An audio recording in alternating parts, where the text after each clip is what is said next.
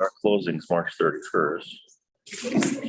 Can't go to that. Our closing is March 31st. Like, I'm not completely prepared today, so I'm like trying to get my head wrapped around all this, because I'm in ranked Rochester. Terrible.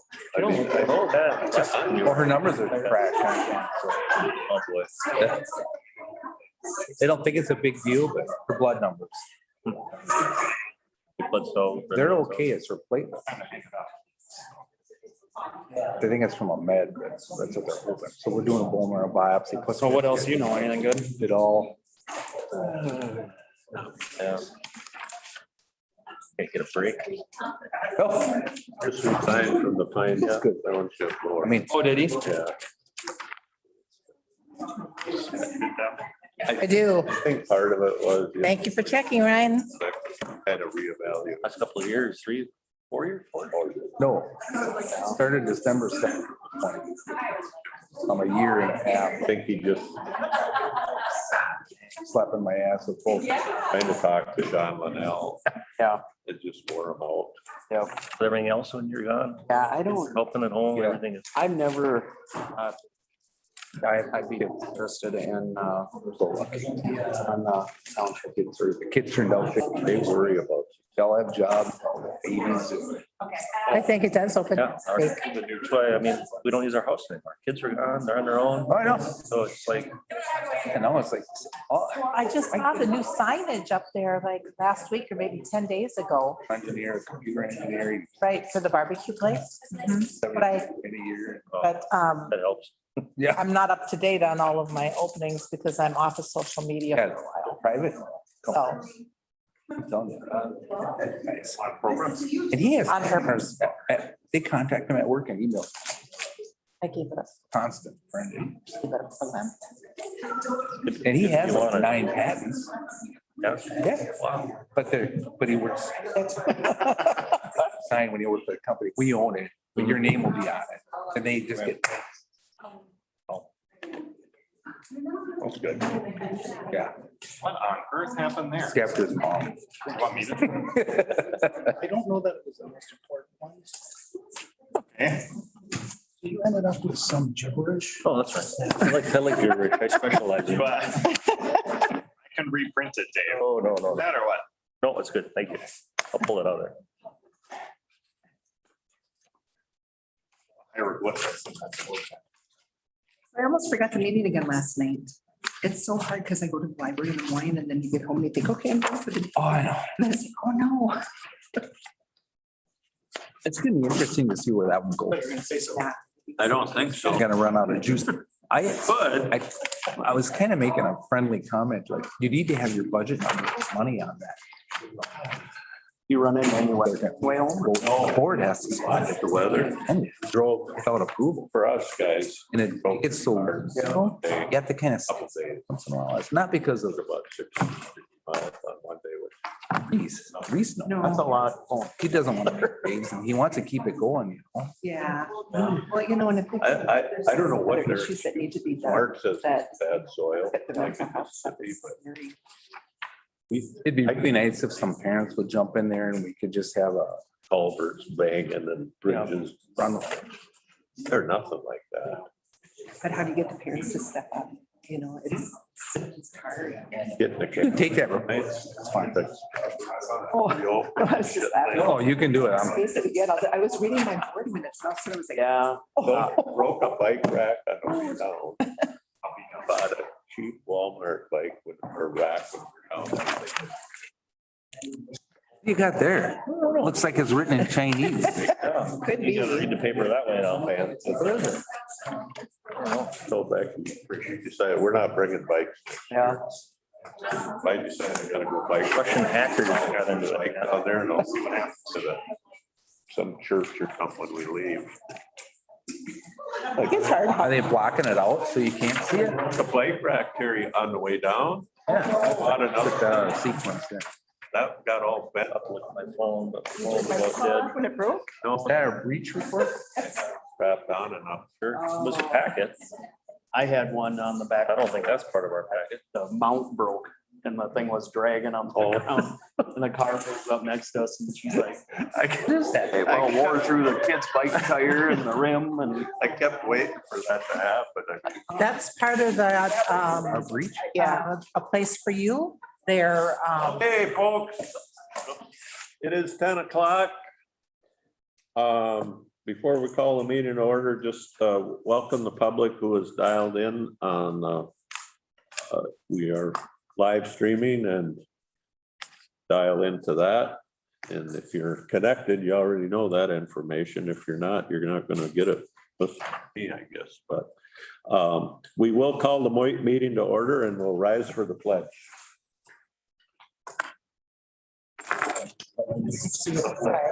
of the United States of America and to the republic for which it stands, one nation, under God, indivisible, with liberty and justice for all.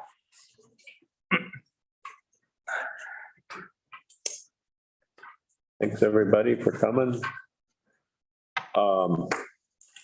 Public forum, does anybody wish to speak at public forum? I don't see anybody. Ryan, we got anybody that's raising their hand electronically? Not right now. All right, we'll move on to the agenda. David, we've got some additions. Mr. Chair, we have two additions to the consent agenda. If we could add consent agenda item number 7.1, promotion of 2 part-time correction officers to full-time status. And then if we could add consent agenda item number 8C, training approval for consideration of any commissioner Association of Minnesota Counties Leadership Summit, March 30th to April 1st. Okay, Oh, and then I will- there's a handout on the Central Minnesota EMS as additional information that Commissioner Ludwig will address during his comments. okay. I will move as amended. I will second that.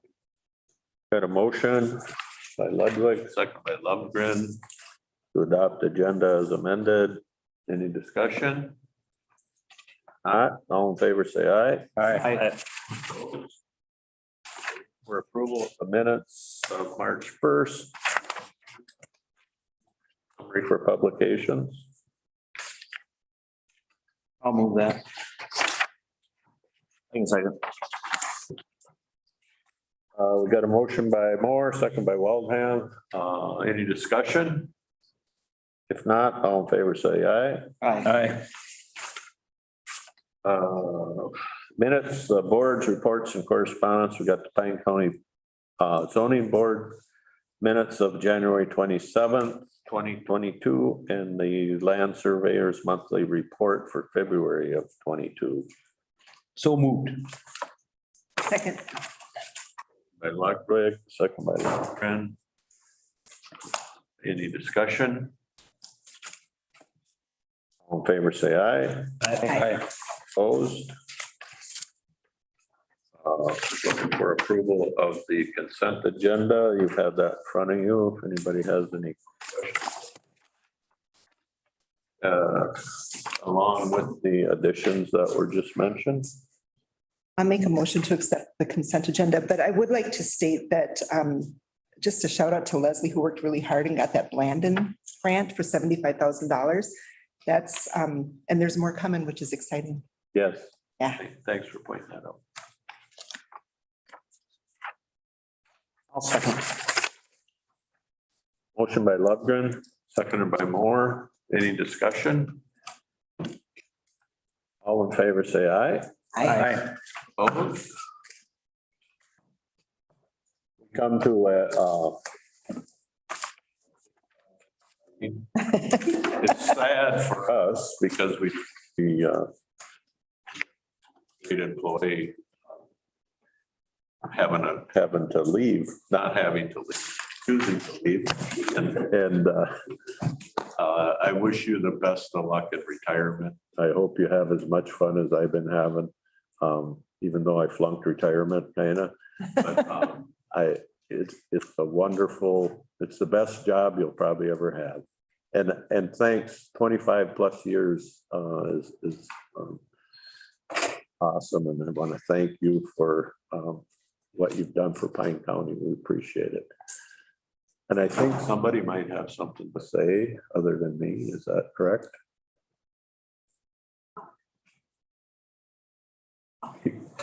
You can come up here. Sorry, I brought my phone because I thought we had a photo up with the clock. Good morning. I just want to say a few words about Judith Tingwell's career, and I'm going to try to turn and look at her as I'm trying to talk to her too. I am Michelle Gruhl. I'm the financial assistant supervisor here. So thank you for letting me speak this morning. Judith started her lifelong career as an eligibility worker with Pine County Health and Human Services 25 years ago on December 23rd, 1996. Judith was a graduate from the Pine Tech Human Services Eligibility Worker Program, which helped her prepare her for the hard work, dedication, and compassion needed to be successful in this new role. Judith, for the most of her career, has worked with the aged, blind, and disabled population. There was a time when she was already doing long-term care caseload for years, but then the state of Minnesota decided workers had to be required to do the long-term care new mandatory training that they came out with in order to keep their caseloads. Judith was one of the first 2 employees in Pine County who participated in approximately 80 to 100 online hours, plus another 35 hours of classroom training just to get certified. She did that training all while maintaining a full caseload and her normal job duties. That was a huge accomplishment for her. Judith works with some of the most vulnerable populations that we have in Pine County. She takes pride in that, and she understands the responsibility of her role to help people in our community. I am especially proud of Judith mentoring her team members because she has many, many years of experience and knowledge that is valuable to pass down to help her team members grow within their roles and to make sure that people in our community are always well taken care of. 25 years as an eligibility worker is truly inspiring to me. Judith, this is a career I hope that you can look back on with a smile on your face and know in your heart that you did it with integrity and honor. I found a quote by Fred Rogers that really stood out to me, and it goes, "Often you think you're at the end of something, you're at the beginning of something else." I think those words ring true to you, new chapter that you are about to start. Your experience, knowledge, and presence will be missed, but I'm so excited for you and know that you will fully enjoy your retirement. From all of us in Income Maintenance, congratulations. Thank you.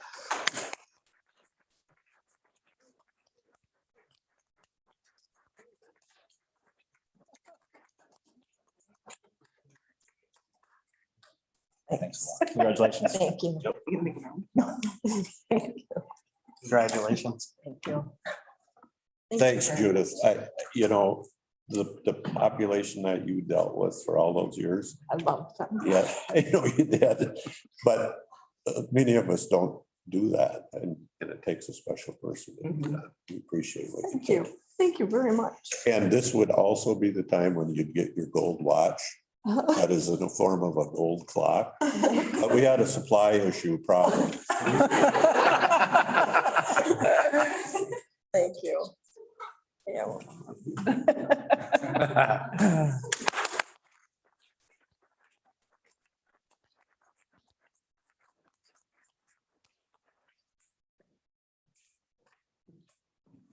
I think we could end the meeting right here.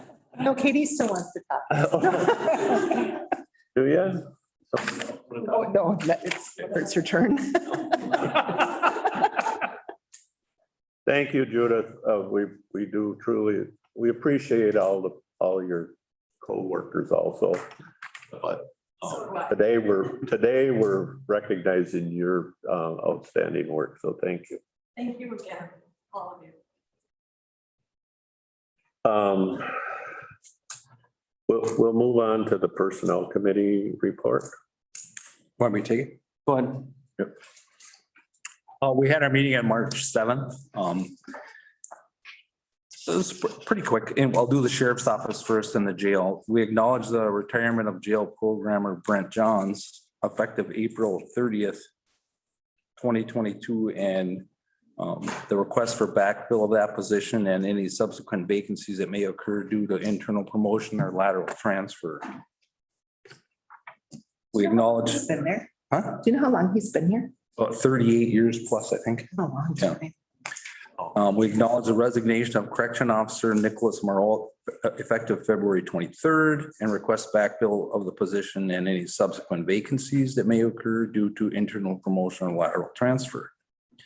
We also acknowledge the resignation of Correction Officer Dwayne Begay effective March 13th, 2022, and the request to backfill the position and subsequent vacancies that may occur due to internal promotion and lateral transfer. Do you want to take them all in one time at the end? Okay. In the Sheriff's Office dispatch, we acknowledge the resignation of dispatcher Jenny McLean effective July 16th, 2022, and a request backfill of that position and any subsequent vacancies that may occur due to internal promotional lateral transfer.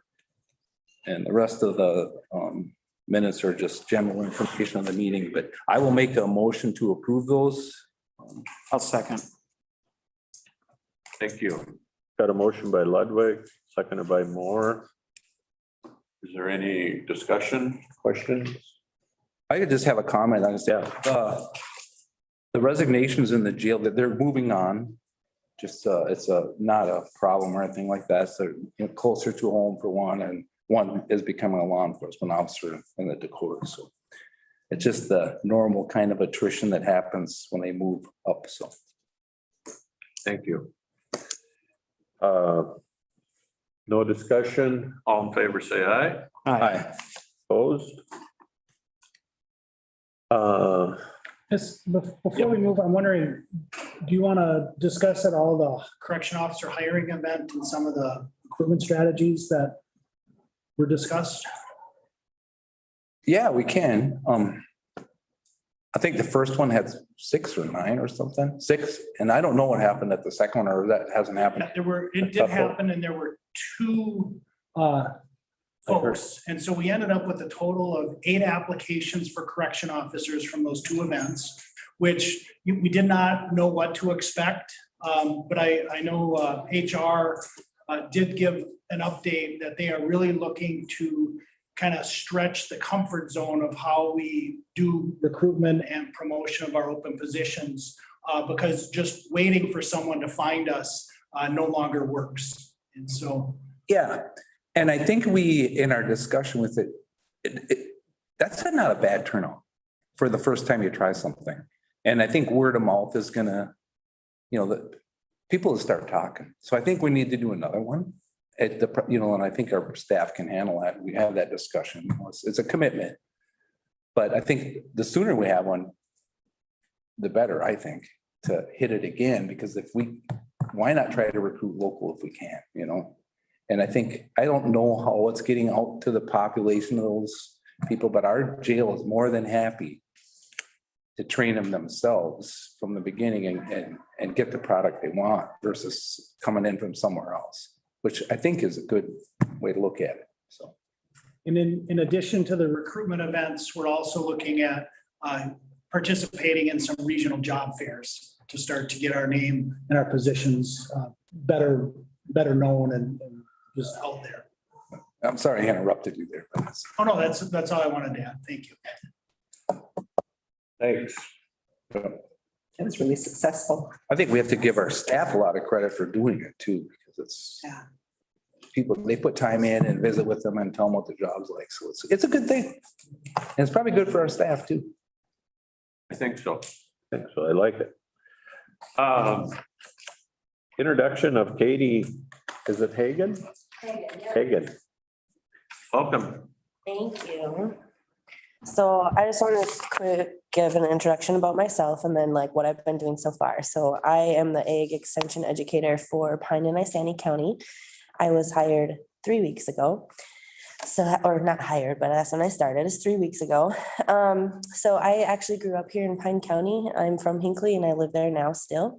I grew up on a beef farm and now I just have a hobby farm with my husband, and I have a son who's 14 months, and then I'm due in May as well. So that's just a little bit about me. I graduated from the University of Minnesota Crookston with my Bachelor of Science in Animal Science and Ag Business. And then I went on to the Twin Cities to get my master's in agricultural education. And so the last 5 years, I've actually been at Hinkley Fillinson High School teaching agriculture. And then I just got this job. So it's been great so far. So far, I've done an March newsletter. My April one is coming soon. We've had our pine and ice standing crop update, which was Tuesday of last week. We had 30 people attend that in person, and that was wonderful. And a lot of great speakers. I've been attending different webinars, so learning myself on how extension educators are doing these webinars and getting the word out there for the different research that the university does. And then I've been attending a lot of meetings and greeting different people, learning people's names and how they can help me in my position. And lastly, I recorded my first broadcast at WCMP, and they aired that on Friday last week. So look forward to doing more of that.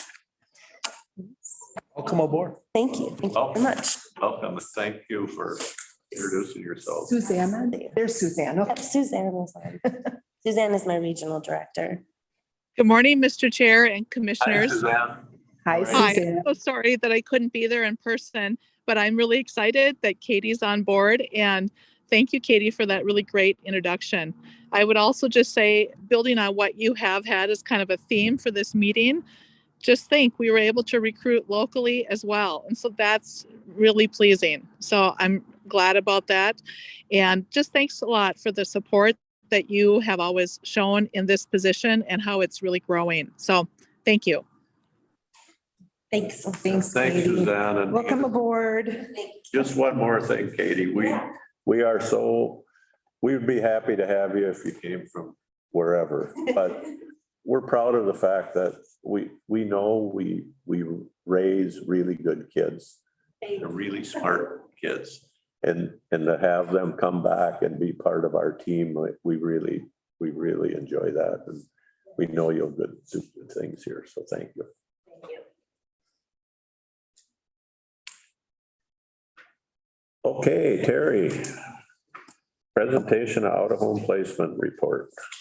Morning, Mr. Chair, members of the board, Terry Fawcett, probation director. I'm not from here. Very We disappointed. hold that against you every day. No, annual report about the correctional or probation out-of-home placements.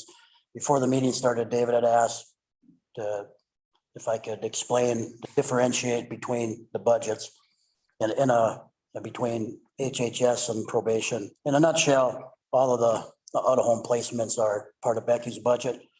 There's a correctional section of that, correctional line items, and that's kind of what I'll speak to today. But Becky and I do get together once a year. We go over what we think is the best area to put monies in my line items, and it's a moving target, and sometimes it works out and sometimes it doesn't. And so we'll talk a little bit about that as we go through here.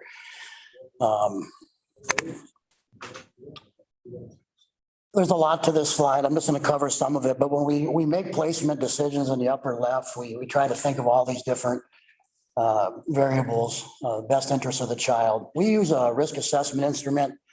So when a kid gets picked up the first time that they're in, when they come to court for the first time, there's a risk assessment that's done between the probation department, county attorney's office, and they take a look at the factors, the severity of the crime, the history of the kid, those type of things.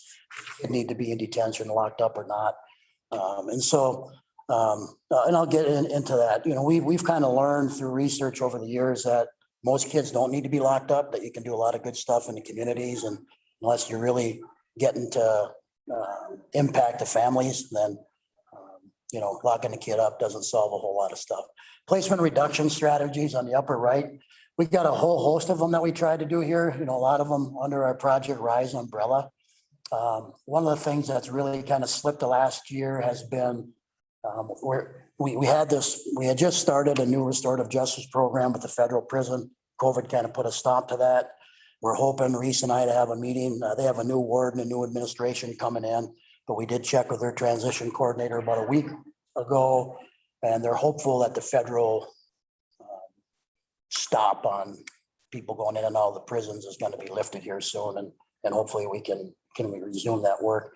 Crossover youth is really work that's done between the probation department and social services. We've reached out to Stearns County, for example, does a really nice job with crossover youth. They've attended some Project Rise meetings, try to mentor us there. JDAI, our partnership with the Juvenile Detention Alternatives Initiatives, that's the DOC partnership. You know, a couple commissioners are in on that JDI 101 training that they put on. There was 5 or 6 social workers that were in that as well. They're working with us actively about ways to strategize and even doing better crossover work and so forth. So that partnership with the DOC in terms of JDI has been great. 2021 budget for probation cases left lower. So the question was this overall dollar amount. So probation had about an allocation of about 361,000 last year. We spent 198,000 plus. Becky has a staff that goes after parental fees and did a really good job of that this last year. 12,000, almost $13,000 that parents actually kicked into out of home placement. That doesn't happen a lot. So that's really good work by her staff. You know, so you can look at it as we are under budget by that amount. And then the box on the bottom is kind of where we are right now. Budget busters, kids that we've spent over $20,000 or more. And this one right here, I'll be careful on how I talk because give away who we're working with here. But if you look on the highlights and the commonality, that's kind of the most important part to me. Mental health diagnosis, family instability, inability to address issues, drug use, trauma, experiencing poor academic progress. That's it in a nutshell with those 4. The top one's extremely difficult kid right now. Actually in a group home speak, and we don't really use group homes in correctional placements often. And he's been there quite a while and not sure how much longer he'll be there. But at any rate, you know, it was interesting. I was listening to the radio a week ago and they were talking about this bill to pass for expanding gambling in Minnesota. And one of the proponents of it was talking about we're going to use that money to increase opportunities for kids in the community. We don't have enough places for kids to go play. You can always use places for kids to play, right? That being said, it's just not about, you know, making a playground and expect that crime's going to stop because kids are going to play. I mean, that's politically a great thing to say. Ultimately, it goes back to this family instability. So when I just said a minute ago, we can lock a kid up, but if we're not doing great work with that family, you can have a kid in the best treatment facility in the state, then he's going to come back home into the same dysfunctional family, and then you just spent $150,000 and you question why you spent $150,000. So when we talk about the evening reporting center and some of those things that we do in Pine County a little bit differently than I think a lot of places in the state do, that's why we do that, because we've learned over time that the old way of doing things just didn't work. I've said this before, but especially for the 2 newer commissioners, when I was a juvenile supervisor in Duluth a number of years ago, you know, PO would get mad at a kid on a Friday at 3 o'clock and lock him up at the Arrowhead Juvenile Center and then let him out at Monday at 8. Well, what did that do? Didn't do anything except the PO could sleep over the weekend, didn't have to worry about the kid being locked up. And that's how you dealt with kids 25, 30 years ago. So didn't have any impact on them, but that's the way it was. Then the bottom one, we talk about the top 3 placement used by Pine County.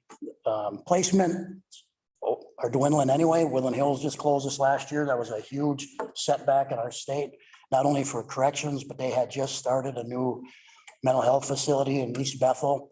That went under. And so we used where we contract with East Central Regional Juvenile Center and Anoka County Non-Secure and Village Ranch for some kids. And that's about it.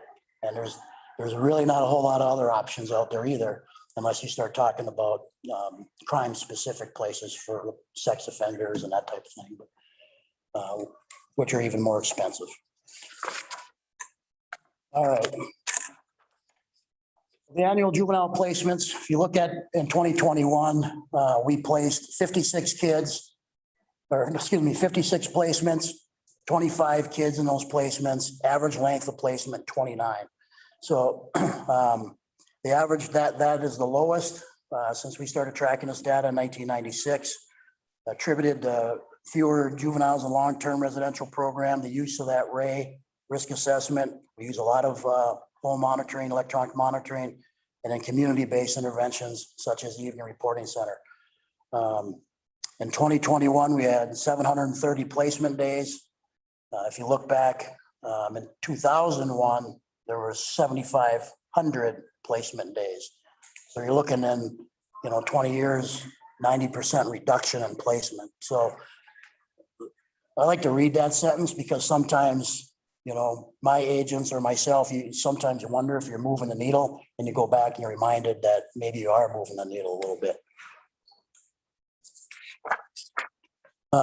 Placement types, you see in the upper left, 2020, largely DOC non-secure.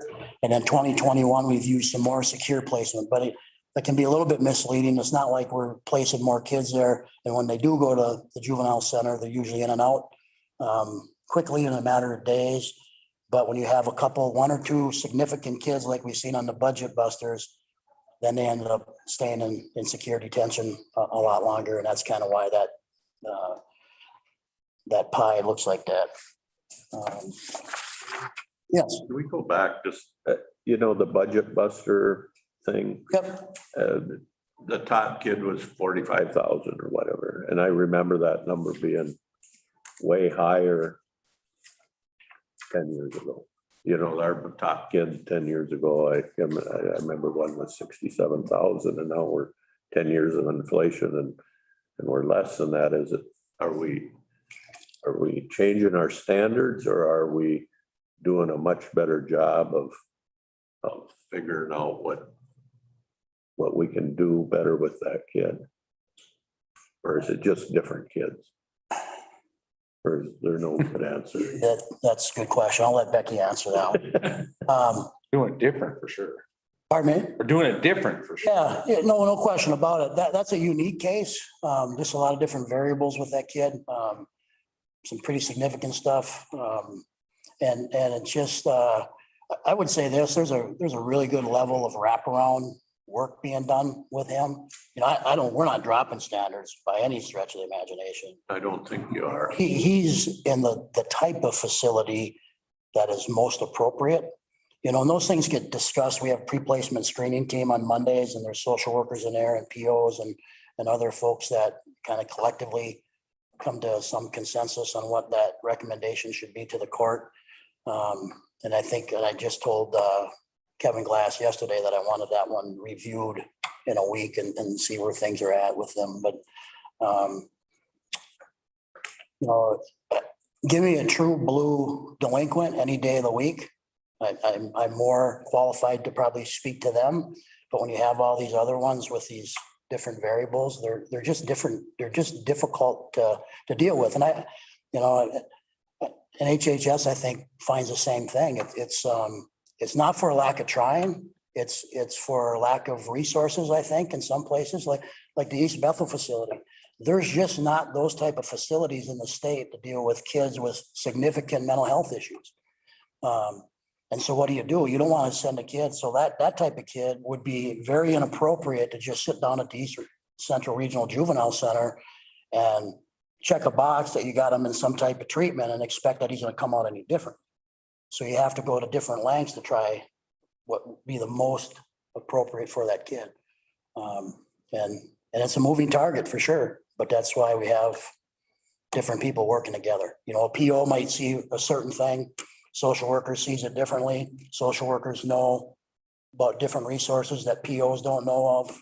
They know about their limitations and what they can do in their system. POs have limitations in their system. And that's where that, cross communication and collaboration is so important because you need that, because I know when I'm working with habitual truants and I've had to send a few of them out of home for evaluations or whatever. If it's not a social worker sitting at that table helping guide me with some of those recommendations, I'm not going to have the best recommendation. I just don't know. I don't know that system well enough. So. Did I answer it or did I hide from it as best I could? 100 variables, but no kid's the same. Placement expenditure, so this is kind of, so we went up a little bit from 2020, 20 being the COVID year. Here's our juvenile center one, so we talked about this when we did our juvenile center one, but two counties that were used to be members have now have rejoined the joint powers agreement, so Stearns and Benton County, so that's good for the overall lasting partnership with the juvenile center is to have more members there. So we used 356 bed days last year. So you look at it as a contract for one bed underutilized of 9 days. That billing process is different now, as we know. And so now we get a bill every month. So I sent it to Becky, and then so Becky's talked to me since then, and we'll probably look at moving that line item over to probation next year like we did this year for electronic monitoring, rather than sending the monitoring. We're doing the work. We might as well just pay that monitoring bill, not have to send that to Becky's staff. Probably do the same with the East Central Regional Juvenile Center next year because the billing is different than it used to be, rather than that balloon payment at the end of the year. So can you take a question there? Yeah. Or maybe not a question, but I know we're trying to figure out, is it better to buy ahead and hold the bed or pay as you go, right? But I know from my experience in the past that it can blow up one day and then you're gonna be money ahead if you have the bed. So my question is, how close should we be monitoring that, without? Is it a decision we should be making every year? Like, I think we will be making every year, but No what's a question. number where we say, and I know I don't expect you to give me that number. I'm just saying we need to think about what's the number where we say we pay as we go versus pay for the bed. And I don't know that number right now because it's so fluid. But as you know, we get a report from them every month. I forward that to the agents. I forward you that. I look at that every month, but I do, yes, to answer your question, I think the board should look at that. I think, yeah. On an annual basis to see where those trends are. And that's kind of why we track some of this data too, to look where those trends are. I'm not opposed to paying as you go. Number one on the budget buster would be one of the reasons why you don't, because he come out of nowhere. He'd never been in justice involved. Okay. Now he's 17-ish or whatever. And now you have this issue, you can't control that. And so as we know, those disappear once in a while. And what do you do do I think that there's a better opportunity to get a bed now? It used to be where you have to be a member or you're not going to be able to place a kid, and a deputy might have to drive to Duluth or Bemidji. I don't think that's the case now, but I will say this, secure detention facilities are also dwindling in the state. And so the East Central Regional Juvenile Center is an extremely popular option statewide, where there's like Moore County down in Austin. We tried to recruit them this year. They send a ton of kids up there. Well, So you are competing with all areas of the state. and we're running out of facilities to put them. Yeah, I think the way you guys are approaching it with not labeling that first offense kid is changing the impact on beds we use too. Like you mentioned earlier, we don't just lock them up right away. Well, and what we call evidence-based practices guides that too. Other counties are what I'd say they're smart as well. That's why the program manager of the juvenile center would tell you that their average days in placement and detention are very small now. Kid used to sit longer. Now it's usually in most places, in most cases, you're down there until your first appearance, and then counties are popping the kid out. There's always. Yeah, I just think the work with everything happening with Project Riley, all that is having an impact on this. So. Well, we'd like to think so, it's. Yeah, and I since the work all of you folks have been doing, if you just look at this graph and you take the left side versus the right side, you saved about half the dollars. Yeah. And I'm convinced the kids are turning out, we're doing better work now. Well, I say it all the time, right? If you want to see a kid really change, make them a little bit uncomfortable and make them work on themselves, right? Rather than stand in front of a judge and have a judge order 5 conditions that a justice-involved kid can stand on their head and do, make them sit across from an elder or make them sit across from, a community member and actually have to talk about the crime and how it impacted the community. And now you start to see kids change a little bit. So it's more work, right? But the results are better. Mr. Chair. Yeah. And I remember a few years ago where the budget busters was double that, right? I mean, am I thinking that wrong? But I was actually quite surprised at this. So, Yeah, well, it was just 3 years ago, we had 3 kids that were EJJ, very significant crimes in the county, and there's nothing you can do about that, and I appreciate what you've been doing. Yeah. well, thank you. So on this one, these are just bed days used. It's the 98 to 2001. So obviously 57 in 2020, that's a COVID year, a little misleading. And again, 356 last year. But that bottom line, use of the risk assessment tool, electronic monitoring and non-secure detention, helps reduce over-reliance on secure detention.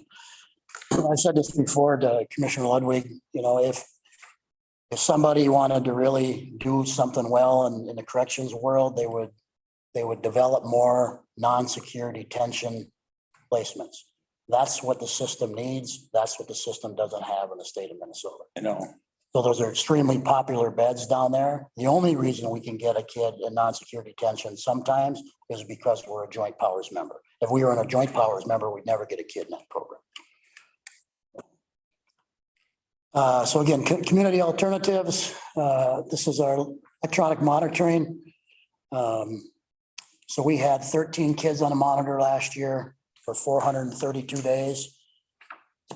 Actually increased amount of days on a monitor, but we went down from 34 kids in 2020 to 13 kids this last year. So that kind of gives you a good example of the reliance that we use on electronic monitoring. And the juveniles are usually on the GPS monitor as well. And the cost savings, so it cost $4,800 in electronic monitoring costs last year, but we saved $106,000 if that kid was to be placed at 260 a day or whatever in placement. So kind of how we look at that. Our EV reporting center, referral sources, 69% by probation, 25% children's mental health, 6% by child welfare. Primary reasons, mostly behavior, but now I send some habitual truants there as well. And then some of them we get sent there for more support. School can refer to the Even Reporting Center as well. We just now recently started a vaping program where the schools, all 4 school districts can refer there, and we have a vaping track. So now kids and families can get vaping education, because it was the schools, or at least 2 of them in particular, were getting overrun with vapors. And so this was a kind of a better way. We said, yeah, we'll take those kids on here and get them some programming and families some programming. And rather than send a bunch of vapors to the county attorney's office, which doesn't do anybody a whole lot of good. And so. How do you staff that? Pardon me? How do you staff that? EV Reporting Center? Yeah. We have two staff that are funded by the grant. One of them's the director and the other one's a youth counselor. And then we have community people that come in. We have guest speakers. We have line items for speakers that come in there as well. And then probation officers occasionally will go through there as well. So, but yeah, 2 staff. Thanks. It's exciting that you added something for vaping, because we talked to Chemical Health last night too, and they were saying that it's getting to be a big problem down in Hinckley. Hinckley was there yesterday. Yeah. Andy Almost from East Central reached out and had asked. And so we had several meetings with him, and then we had some proposed language and then ran it by Sydney Silko from the county attorney's office. And, which kids can be referred right to the program from the school until they get to have to go to the county attorney's office, and then Sydney would then refer them to me, and then I would deal with them because I deal with our diversion kids. I haven't had any kids that have made it through the county attorney's office since we started out. I think we have 2 or 3 that are in the program, but they've been referred right from the school. So, but that's a better model too, right? I mean, it's this pre-charge diversion, which is a lot of what we do with our restorative justice work. Again, what's the goal? To keep the kid from being justice involved. Because we know statistically, if once a kid's justice involved, it's more difficult to get them out of the system. So. Thank you for doing that. Here's some early referral outcomes for the ERC. I'll start in the bottom bullet item, but just so Commissioner Helen asked this question a few times. And so when I do my comp plan presentation in a few months, these are some of the things that are going to be reported out. Number and demographic information of the youth served, completion data, reoffense or recidivism, school behavior, school attendance, school performance, protective factors, and youth survey information. So it's a lot to chew off, but again, our whole goal is, let's just not run this fun program because we got funding. Let's figure out if it's really working. Is it impacting? We anecdotally believe it is, but we'll be able to measure this more here in a few months. But we've had 32 referrals so far. 13 have completed, 4 are pending intake, 4 are currently in the program. Only 1 discharge due to behavior, 2 went because they went to other programs, and then 8 for whatever reason referrals end up getting withdrawn. But this program was refunded, so we have it through September of 2023 right now. So that's good. And we are thinking about, there's transportation we pay for as part of that, and it goes through 4.0, and it's not cheap to use 4.0 for that. But Andy reached out to 4.0 and said, do you have a van that, when these kids got to go, when they're going to go do some pro-social event or whatever, that we don't always have to go through 4.0, that the staff at the ERC can use the van. And we have that relationship now set up with 4.0. So now we have staff that can go get a van. And so that's a huge win for us. So we'll be able to do, now that hopefully get on the other side of COVID, we'll be able to get out and do a lot of pro-social events for these kids, because, bottom line is a lot of these kids have just never been exposed to some of those good things in life, right? And so the more you kind of introduce them to the changing gates in the world and some of these places that do good work, the better chance you'll have. And in a community alternative budget, we allocate $14,000 in this line item.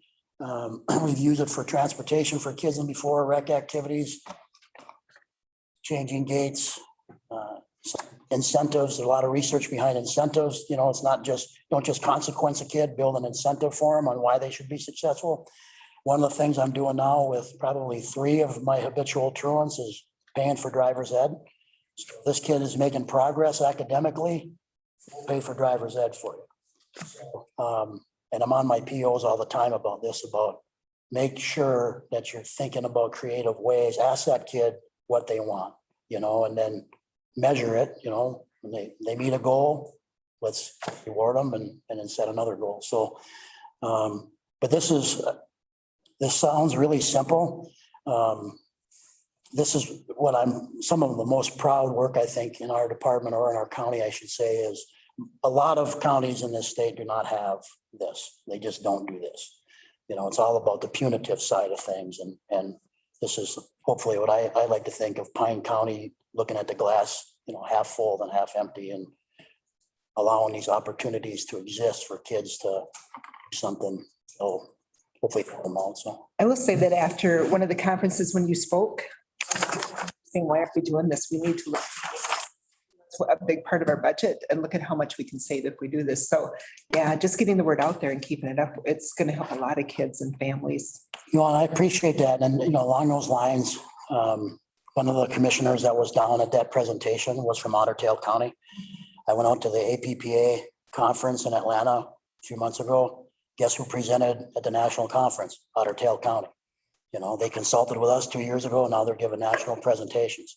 Reese and I just consulted with Ramsey County a month ago, a few weeks ago. What does Ramsey County want to do? They want to start a restorative justice program for car thefts. Not the carjackers, but the kids that are probably going to grow up to be carjackers if they don't. So they've identified about 20 kids that they want to try something different on. And I told her, I said, it's, what is usually the rebuttal to the good work Pine County does, right? Well, you're just a small county. It's pretty simple, right? You can't do this in these big counties. Well, now you have Ramsey County that wants to jump in and do that level of work in that size of a county. That's when I think Reese's leadership and the work that's being done through Project Rise is making a difference, because now you're getting some of those big metro counties that are taking notice of the work. So that's all I have. Any other questions? No, but thank you very much. Thank you. Appreciate it. Thanks. Say this, Terry's comments. Even if you don't believe in the kind of the soft skills, kids are, the money side of it seems to attract even those people that don't really believe in that you can change a kid. But we're seeing some results there on the budget side too. And the C5 program obviously is near and dear to me for a lot of reasons. And one of them is because I run those meetings, right, with the kids. And so if a kid fails, like we just had a kid fail in that program, reoffended in a school and assaulted a principal. And, that hurts me here because I'm doing that work with them.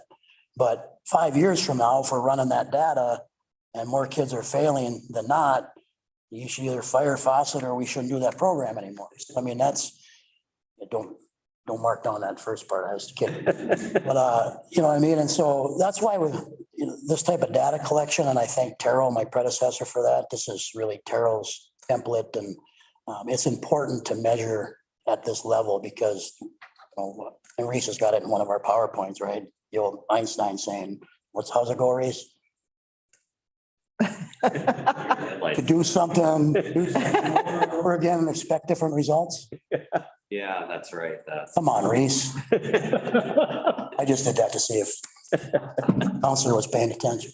I do want to say though that young person, I don't know if it's a boy or a girl, but that just failed out of the class. When he comes back and he looks at you, it's going to be humbling for him, and you are making changes. And so even though you don't live in Pine County, you sure spend a lot of time here and we appreciate you. Get it? That one's a she, but yeah, it is. It's humbling to have to come back and face you and say, I did wrong, because a lot of people really don't care, but you care. It does make a difference. yeah, but and the only thing, He's got a vote. oh, here we go.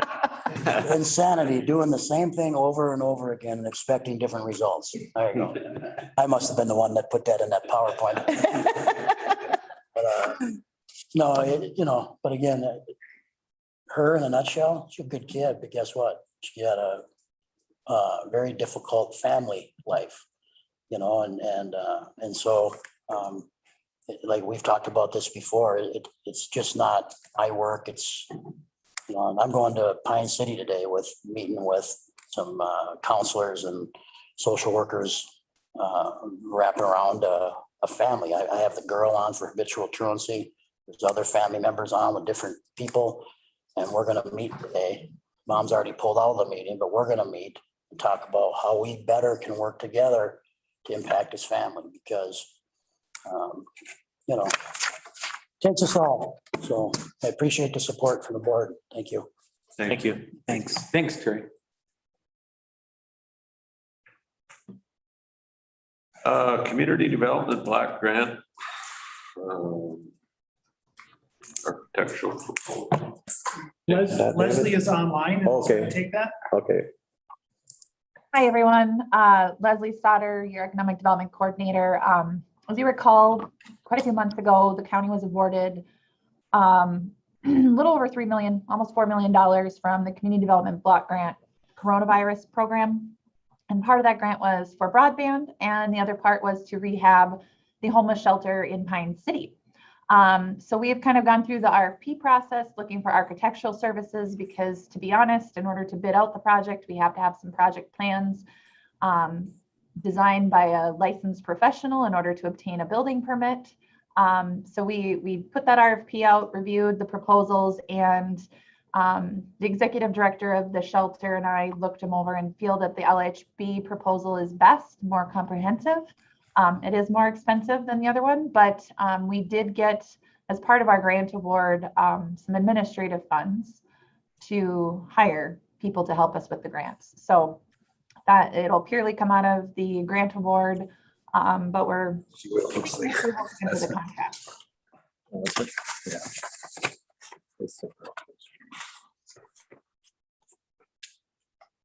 I was looking at these numbers yesterday. To me, it's just crazy that the design and construction documents are 62,000, but the construction's only 17. Does that seem kind of? Yeah, that's the construction management. Oh, okay. The project, the actual construction cost is about $500,000, Leslie. Is that, you know, the construction cost? Okay. Our grant award budget is 525,000. So that's what we're hoping all of the project of these will cost for construction. They would oversee the construction. So if the general has an issue and they're working and they need to revise the plans, then this architectural firm can revise them, get them approved by the building official so that they can be inspected and approved. Nice.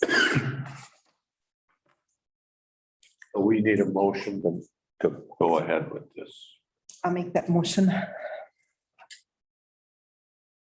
I'll second.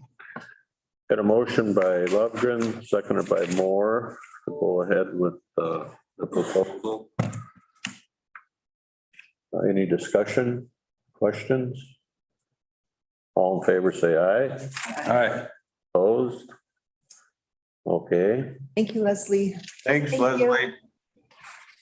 We'll move ahead with scheduling some special meetings. We have a meeting that we'd like to schedule the 23rd with the Educational Collaborative. And a special meeting, Committee of the Whole for April 12th. And a special meeting for the road tour on May 10th. Anybody have any issues with this? Okay.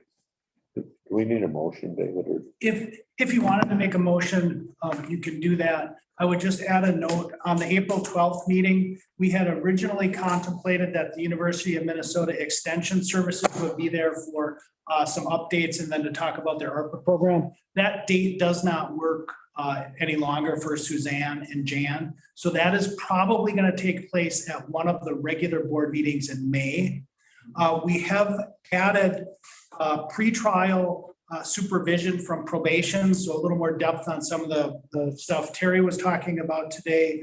And then we have also scheduled East Central Energy to do a broadband update to the county commissioners. See, we're not getting paid what. And so we have those three meetings, which are pretty well date, time, and subject set. And then we've talked about doing restarting that local government officials meeting. And so I don't have a proposed date for that, but if we wanted to pick a date, maybe in May-ish for that worked for folks, we could get that on the calendar. No, that one is the one we meet with the townships and In stuff. the cities, yes.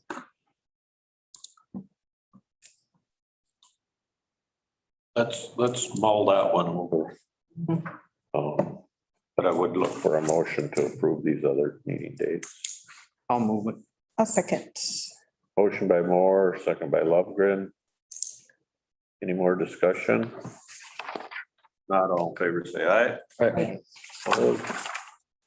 Commissioner updates, legislative conference. I did. So it was really interesting. We were very blessed. We got to talk to both Jason and to Nathan, and we had Nathan all to ourselves because we grabbed him out of another meeting. So it worked out really well. We were able to talk to them about the probation fees were brought up, and I think it was Jason that said, "Are you bringing that up for Steve because he's not here today?"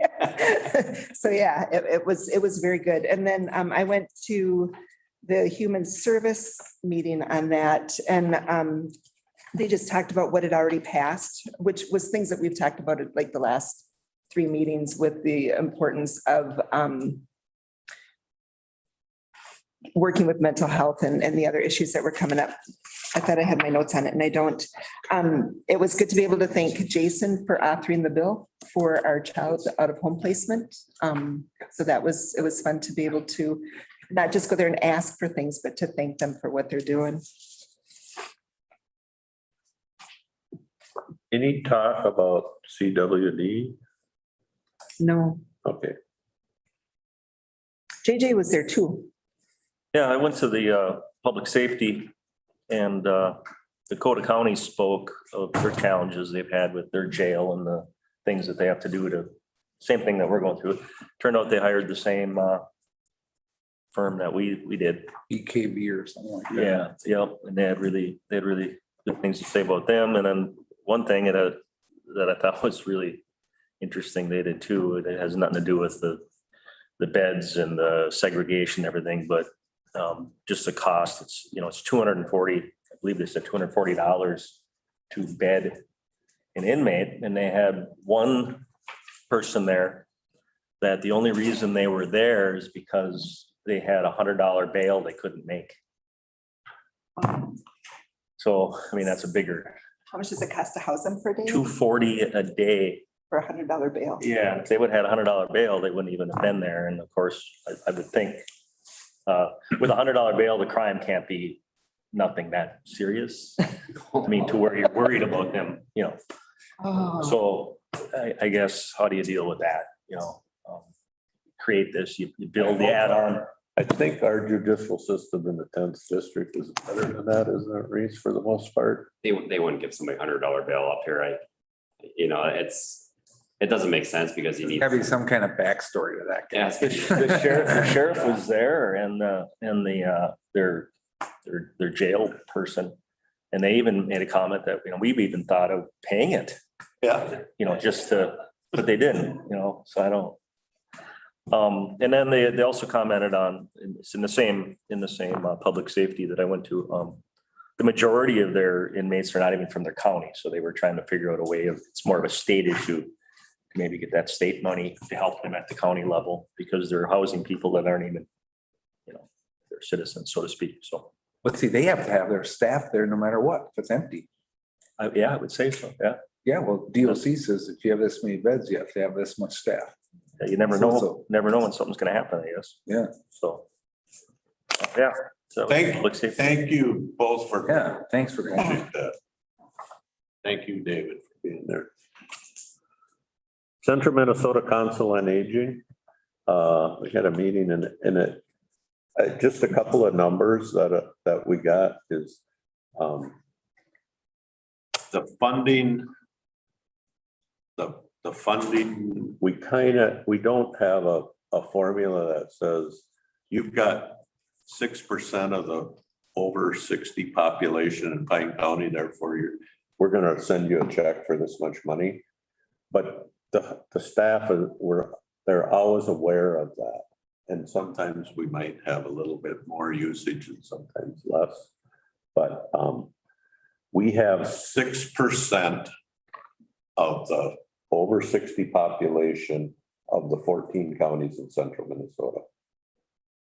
So that's a big number, but we have this past year spent 8% of the funds that are expended by the organization. So I think that's a little bit better than average. Some years we might be a little bit less, but we've been trending that way. I think because of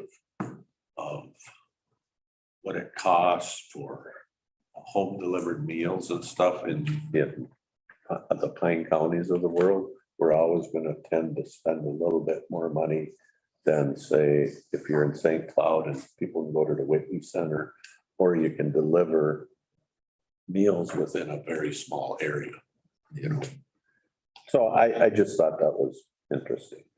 Congregate Dining, we think of the senior centers and people going there and eating a meal. That really has trended down in recent years, and especially in COVID, it went way, way down. Did they even do it during COVID? Huh? Did they even do it? They didn't have it They, during COVID. no, did in they? a lot of places, they weren't even available. Yeah. But what they found is some of the most vulnerable people that really need the nutrition piece were still being served because some smart person, was actually a person for Catholic Charities, said, you know, we've got these meals at our congregate site that don't get eaten. So they got some nice little things that we all have done for our mothers and fathers, where we make a pack up, you know, of 2 weeks worth of meals. We put them in the freezer. Okay, Mom, you take that out on Tuesday and you put it in the microwave for a minute and a half, and you got a nice warm meal. They have done that, and they've been extremely popular. So you can go pick up a week's or 2 weeks worth of meals for your mom or dad and take them home and give your folks instructions, or have a neighbor come over and help them warm those meals up. And their nutrition needs have really been met. So it's a pretty cool program, and it was just, I love those things that get started by somebody that just happened to be in the kitchen in St. Cloud and said, hey, we can do better. We did this for my mom. We can do this for a lot of people. So, and it worked. Soil and water. Yeah, I got the minutes here, draft of them anyway. I attended electronically. Business as usual, nothing really jumped out that I thought would be of any use to us this month at least. And I do have minutes in case anybody wants to just look at everything else. So Thanks for going there, Judy. yeah. Central Minnesota Jobs and Training. I find out all the time that Pine County isn't a whole lot different than the rest of the counties. And we're looking for jailers. Everybody's looking for jailers. So I think what we're doing with our HR people, reaching out, and we're ahead of the game. And so I think, if I'm not mistaken, David, most of our jailers they're not coming from Maine or New Hampshire or Scott County. They're mostly coming from Pine, Burnett, Connecticut County. They're coming from this area. So I think we're on the right track. We're reaching out to our local people and trying to get them started down a career path. So, and I think we're way ahead of the game with our job skills training that we've done with Plain Tech. There's a worker shortage, and there's going to be for a while. And so unemployment rates are way down.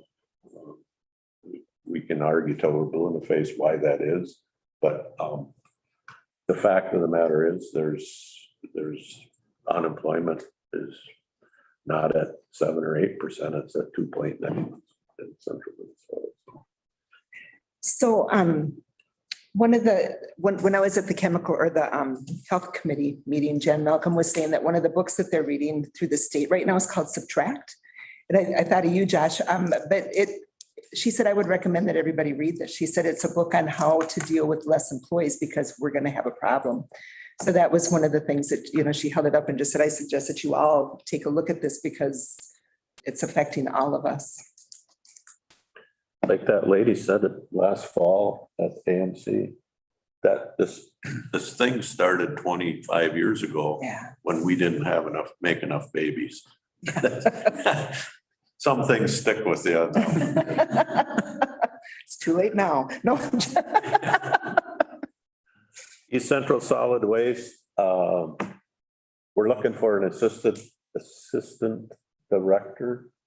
So if somebody knows somebody with a back. New Packer? We got it ordered. It'll be delivered in Couple of years. May, I think. Couple of years. Apparently it's in the United States. And they have, yeah.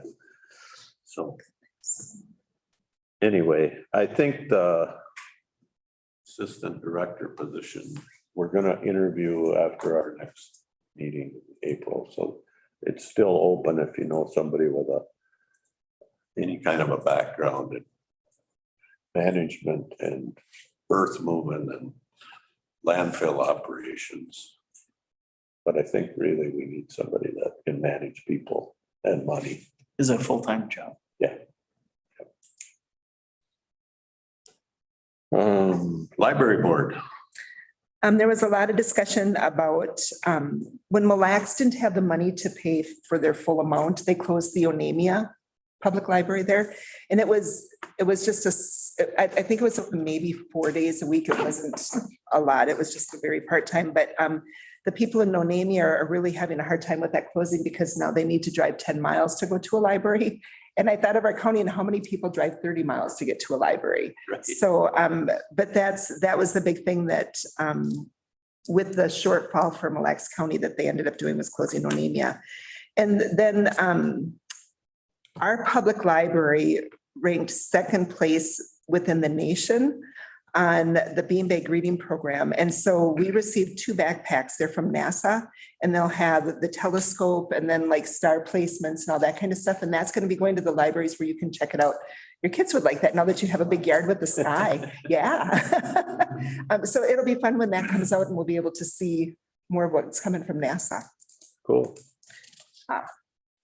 Chemical health. I'll start. We did talk about vaping, and vaping is really a big thing right now. And so I know that Hinckley Finlayson reached out and they're going to work with Haley to see if they can get some information to help with that. And they've got prom coming up at Hinckley Finlayson, and they were asking for t-shirts for Positive Jags, which is doing a really good job working with the kids and helping them to stay positive and all of that kind of fun stuff. One of the cool things is that they're in Pine City, they're opening an adult drop-in center for people who are dealing with mental health. I didn't know about this, but it just sounds like a really nice place to go. It's going to be at the Senior Citizen Center, starting on Tuesday, which is today. And they can go there, they can visit, they can play games, they can just have a positive place to go. And so that was really exciting to hear that. And then there's a drug-free grant that Brian had brought up, and Hinckley Finlayson was interested in that. And so they're going to be working with Brian to see if they can get that grant, which it sounds like it would be a really good thing. I have 2 others. Yeah, okay. First one is, y'all got the flyer there on it's the foster parent support group that's going to kick off on Monday, April 14th here in Pine County. Is this just a social worker driving this, Becky, or is that a group? I just. Child protection social worker intern, and she's working with the license. Oh, okay. Well, I think this is a great program because, you know, when I was still working, we had a lot of interaction with foster parents as deputies because things, you know, and they could use some support once in a while. Mhm. And they do a good job for our kids, you know, that end up there. And I think this is a wonderful thing. We have 9? 37. 37 foster. 37 families, Families. foster care, 37 foster caregivers. Yeah. Are we still in need of more? Yeah. I'd heard that we were, so that, I mean, that's a lot of foster families. I feel like I'm yelling from the gallery, and I don't know how appropriate that is. Becky Foss, Director of Pine County Health and Human Services. We do have 37 foster homes right now in Pine County who are either fully licensed or going through the licensing process. So sometimes when you're going through the licensing process, you may have some relatives already with you, and you're going through the emergency process, which is a really fast track to get you licensed. You can take care of your nieces, nephews, what have you. But 37 is a good number, but we're always looking for more. We have really tough kiddos that go into placement, whether it's a baby leaving the hospital who's been exposed to drugs in utero, or whether it's a 15-year-old who's just really coming from a rough family situation. So always looking for more. And they do a great job in Pine County. Our foster homes are amazing. We owe them this. This will be a good thing for them. Thank you. And I have one more on we had our Kettle River One Watershed One Plan and Upper St. Croix. We hired our planning facilitator, HEI. And that's the same one that we used in Nemadji. So it's gonna be nice because they tie in on that north end. So we spent that money.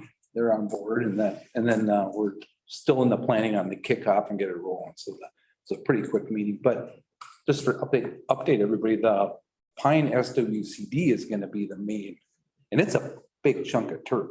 Right. That's pretty much all of Pine County, the St. Croix watershed, the Kettle River watershed, and Carlton County, up by Cromwell, so it starts. Is it just Pine and Carlton? In the Kettle River watershed?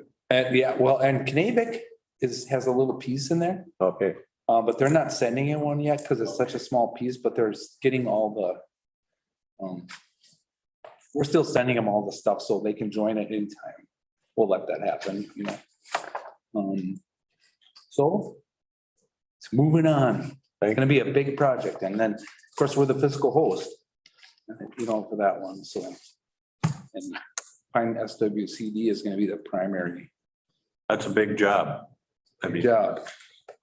looking at a lot of, Paul is doing a good job there. Paul Swanson. any other updates? I have two, but Yep. on Matt's real quick.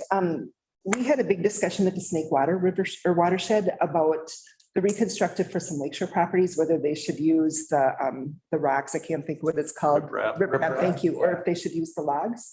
And because that's that ended up being a really big thing because people that have used the logs don't want to use them and people that have used riprap said that that was bad too. So they're doing a class, I think it's next week, where a specialist is coming in to talk about the difference on that. If any of you guys want to attend that, it's virtual. So I think I can send it to you and you can just send it out and it wouldn't matter. But I mean, if everybody's working on river or watersheds, it would be kind of good to know just for the future what's coming with that. I attended a NACO, it was an update on federal, I can't even say the word package. And I just want to bring up the one thing that happened on this that really kind of blew me away. I just felt like I should go to that meeting and I don't know why, but they were talking the second half of our ARPA money that comes on May 10th. They're talking, the federal government had it on a bill to pull that from us or pull at least a portion of it from us because they wanted to do a $15.1 million, I think it was, or a $15 billion package for COVID relief again. And so the way that they were going to pay for that was to take ARPA money from the states, from the counties, the territories, and the tribes. So they said it got pulled at the last minute. It was kind of, but they said, watch out because they have until May 10th to do it. Yeah, reach back and grab some. Yeah. So they said, keep your eye on it because there's a good chance that they're going to come back and try to take some of that money. And then he did say, get it spoken for, which I think we have. But if they pull it before that, I don't know if that's going to benefit us or not. I don't know, but that really surprised me that they would even consider doing that. The other meeting that I had was Shack. And the big thing with Shack is that they're trying to figure out how to reshape public health. Becky, have you been in on any of these conversations with them? Okay, with public health, though, what they're trying to reconstruct it because it's changing so much. Is that what the infrastructure grants are for? Is that what? Nope, that was some money that came through from the federal government, yeah. And they did talk about that too, and they had more applicants than they had for the grant so they were really excited about that to be able to figure it out. But they're trying to figure out how to move forward and work with what we have for human services now or for public health with the shortage of employees and just the changes in what's happening. So that's still moving forward. I think it's called Public Health 3.0. So, yeah. That's it. All right. We got several meetings coming up. Make sure you take Debbie, the technology committee is not going to meet on the 22nd. If you got something that needs, Brian. I'm gonna try to get back from Wednesday so I can do Arrowhead. Okay. Try to make it back for that one. Any other business? If not, we'll declare the meeting adjourned. Well, Thanks, Steve. Want that place for you, please? So different.